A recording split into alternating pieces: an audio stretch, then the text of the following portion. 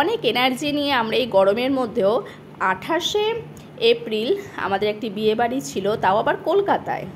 হলদিয়া থেকে কলকাতায় জার্নি করে একটা বিয়েবাড়ি, একটা বাচ্চাকে নিয়ে, তাও অনেক এনার্জি নিয়ে আমি রেডি হয়ে গেছি। তখন প্রায় বাজে দুপুর 3:30 থেকে 4:45 মতো, গরম, ঘামছি।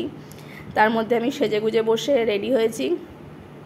তার মধ্যে একটু বরের সাথে একটু বকবক করছিলাম সেই টাইমে। তো তারপরে আমি রেডি হয়ে, নিচে বাস আসবে, সেই বাসে উঠে যাব।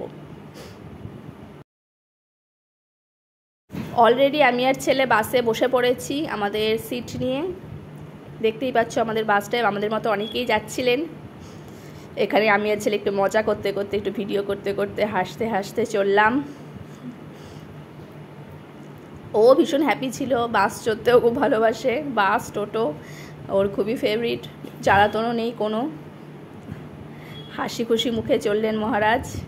এখানে আমরা একটুখানি কোলাঘাটে নেমেছিলাম একটা দোকান থেকে, একটুখানি জাস্ট চা, একটু স্ন্যাক্স খাওয়ার জন্য, সেখানে ভিডিওটি করা। তারপর এখানে আমরা পৌঁছে গেলাম আমাদের গন্তব্যস্থল বিয়েবাড়ি দ্য ভিলা বলে যে বিয়েবাড়িটি রয়েছে কলকাতায়, ঠিকই প্রায় হলদিরামের থেকে একটু কাছে। এবং দেখতেই পাচ্ছ গেটটা থেকে শুরু করে পুরো বিয়েবাড়িটাই ভীষণই সুন্দর ছিল, এবং অনেকটা প্লেস নিয়ে বিয়েবাড়িটা ছিল। দেখেই বোঝা যাচ্ছিল ভীষণই দামি, ভীষণই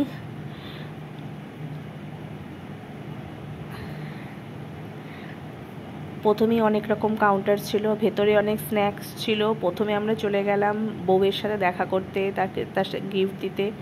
এখানে আমাদের ব্রাইডের আমি একটা জাস্ট ছোটো ক্লিপ নিতে পেরেছি, বিকজ বিয়েবাড়িতে গিয়ে ছেলেকে সামলানো তারপর ভিডিও করা দুটো একসাথে সত্যি খুব মানে কষ্টকর হয়ে যায়। যাই হোক, বউকে গিফট দিয়ে আমরা বেরিয়ে এসে সোজা চলে গেলাম স্ন্যাক্স পার্টে। এখানে যে ড্রিঙ্কসটা ছিল, গরমে ড্রিঙ্কস খেতে সত্যিই খুব ভালো লাগছিলো। বিভিন্ন রকম ফ্লেভারের ছিল, কাঁচা আম থেকে শুরু করে অরেঞ্জ। এই যে আমি আর আমার হাজব্যান্ড নিয়ে বসে আছি। তারপরে আমরা চলে গেলাম সোজা যেখানে ডিনার হচ্ছিল সেইখানে। সেখানে গিয়েও কিছুক্ষণ আমরা এপাশ ওপাশ হাঁটাহাঁটি করলাম। তারপর আমি যে খেয়েছি সেটা আমি ভিডিও করতে পারিনি। এখানে আমার হাজব্যান্ড খেতে বসেছিল, অনেকেই খাচ্ছিল। বিরিয়ানি থেকে শুরু করে অনেক রকমের আইটেম ছিল। সত্যি বলতে আমরা যেহেতু অনেক আগে গেছি, মানে আমাদের যেহেতু ফিরতে হবে, এই জন্য আমি অনেক আগেই খেতে বসে গেছিলাম, তাই আমি অতটা এনজয় করে খেতে পারিনি।